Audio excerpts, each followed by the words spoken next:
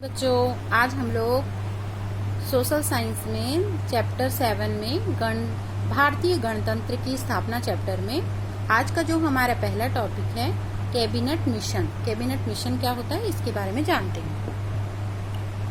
द्वितीय विश्व युद्ध के बाद इंग्लैंड यह समझ चुका था कि वह भारत में अब राज नहीं कर सकता, इसलिए वहाँ उस समय जो तत्कालीन प्रधानमंत्री एटली थे उन्होंने 1946 में भारत छोड़ने की घोषणा कर दी। उन्होंने 1946 में भारत छोड़ने की घोषणा की और वे सत्ता हस्तांतरण के संबंध में भारतीय नेताओं से बातचीत करने का विचार किया। उन्होंने भारतीय नेताओं से बातचीत कर क्या रखा, अपने कैबिनेट के 3 मंत्रियों को अंतरिम सरकार बनाने और संविधान को गठित करने का प्रस्ताव रखा। और उन्होंने प्रस्ताव में कहा कि प्रांतीय विधानसभा के द्वारा चुने हुए व्यक्ति और भारतीय रियासतों के राजाओं द्वारा मनोनीत व्यक्ति इसमें शामिल हो सकते हैं। इसे ही क्या कहते हैं, कैबिनेट मिशन कहते हैं। फिर से एक बार रिपीट कर देती हूँ। द्वितीय विश्व युद्ध के बाद इंग्लैंड यह समझ चुका था कि अब वह भारत में राज्य नहीं कर सकता, तो उस समय के जो तत्कालिक प्रधानमंत्री थे, प्रधानमंत्री एटली ने 1946 में यह घोषणा कर दी कि वे भारत छोड़ना चाहते हैं। लेकिन उन्होंने क्या किया, भारतीय जो नेता थे उनके साथ सत्ता हस्तांतरण के संबंध में बातचीत रखी और उन पर विचार किया। उसमें जो है अपने कैबिनेट के 3 मंत्रियों को अंतरिम सरकार बनाने और संविधान गठित करने का प्रस्ताव रखा। प्रस्ताव में कहा कि संविधान सभा में प्रांतीय विधानसभा के द्वारा चुने हुए व्यक्ति और भारतीय रियासतों के राजाओं द्वारा मनोनीत व्यक्ति शामिल होंगे।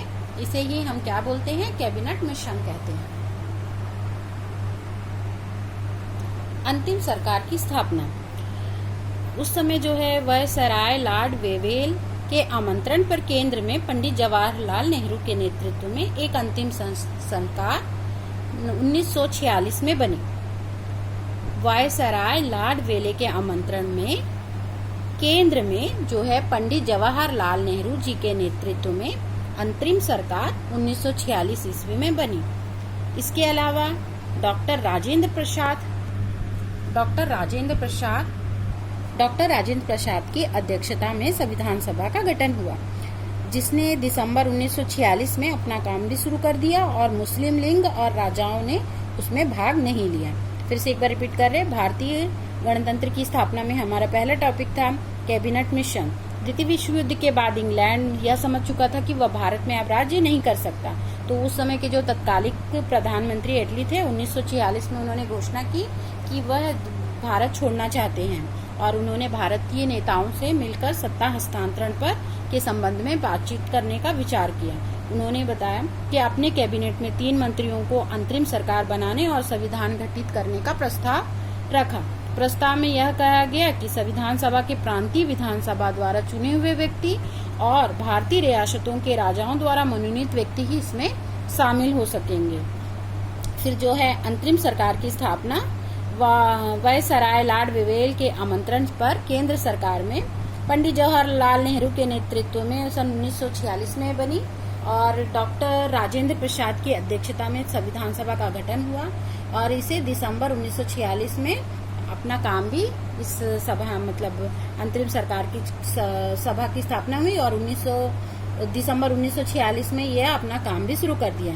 लेकिन मुस्लिम लीग और राजाओं ने इसमें भाग नहीं लिया। था। ये है कैबिनेट मिशन और अंतरिम सरकार की स्थापना। अंतरिम सरकार की स्थापना जो है लॉर्ड वेवेल के आमंत्रण पर केंद्र में पंडित जवाहरलाल नेहरू के नेतृत्व में अंतरिम सरकार सन 1946 में बनी थी और इसमें जो काम भी है दिसंबर 1946 में प्रारंभ हो गया।